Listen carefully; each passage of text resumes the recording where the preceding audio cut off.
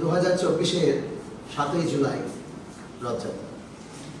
Durgapur ISKCON মন্দিরের পক্ষ থেকে রথযাত্রা উপলক্ষে সমগ্র নগরবাসীকে, সমগ্র দেশবাসীকে জানাই আন্তরিক অভিনন্দন এবং শুভেচ্ছা। এই বছরের রথযাত্রায় দুর্গাপুর ইস্কন 16 বছরে পদার্পণ করছে। এই 16 বছরে দুর্গাপুর রথযাত্রায়, দুর্গাপুর ইস্কন মন্দিরের রথযাত্রায় এক অভিনব অনুষ্ঠান থাকছে। মাননীয়া মমতা বন্দ্যোপাধ্যায় যেভাবে দুর্গাপুজোয় কার্নিভাল করেন, সেই একই আদলে এই বছর সংকীর্তন কার্নিভাল হতে চলেছে।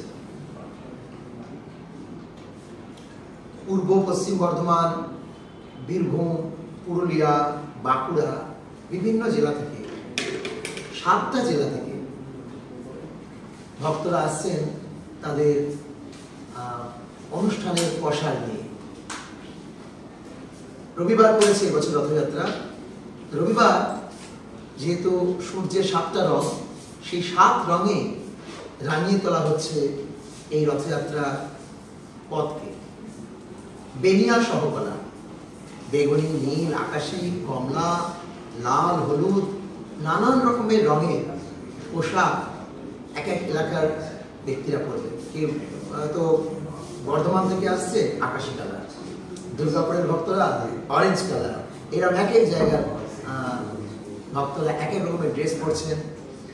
কেউ বা তাদের মধ্যে ঝাড়খণ্ডের মহাপ্রভু সাজছেন, কেউ বা পঞ্চপাণ্ডব কুন্তী মহারানী সাজছেন, কেউ মহাপ্রভু, কেউ অষ্টসখী রাধা মাধব, বিভিন্নভাবে তারা পারফরমেন্স করছেন।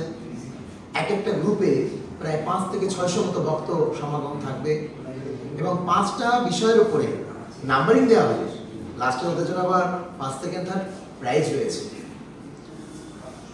ড্রেস কোড, কীর্তন টোন, ম্যানেজমেন্ট, কত সংখ্যক লোক এখানে উপস্থিত রয়েছে এবং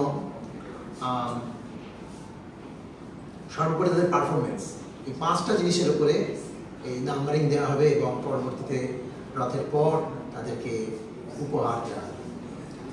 এছাড়াও রথযাত্রা 8 থেকে 14 তারিখ পর্যন্ত আকবর মেলা ময়দানে বিশাল সমারোহের সহিত উদযাপিত হবে। সেখানে সিধা মায়াপুর থেকে বিভিন্ন মহারাজরা আসবেন এবং আমাদের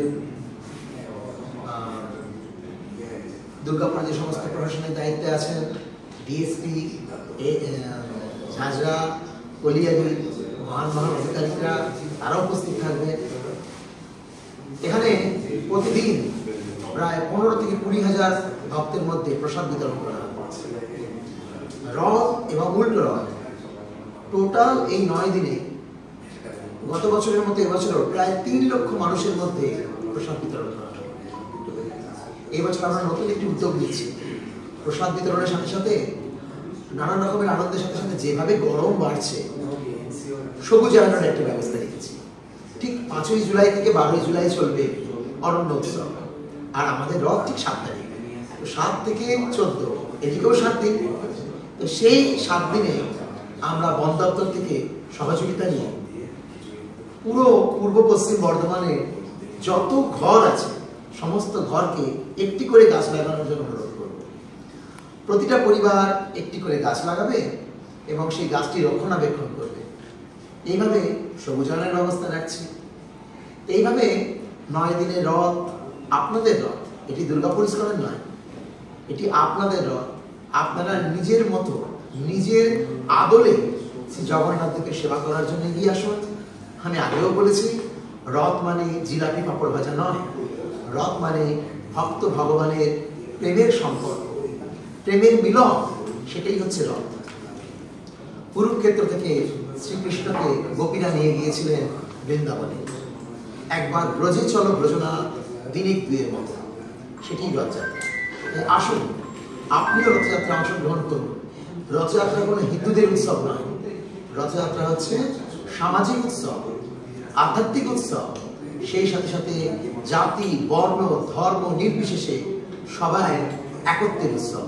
তাই আসুন, ভেদাভেদ ভুলে একে অপরে কাঁধে কাঁধ লাগিয়ে, হাতে হাত মিলিয়ে শ্রী জগন্নাথের রথের দড়ি আকর্ষণ করে জয় জগন্নাথ বলতে বলতে জগতের নাথকে আমরা বৃন্দাবনে নিয়ে যাই।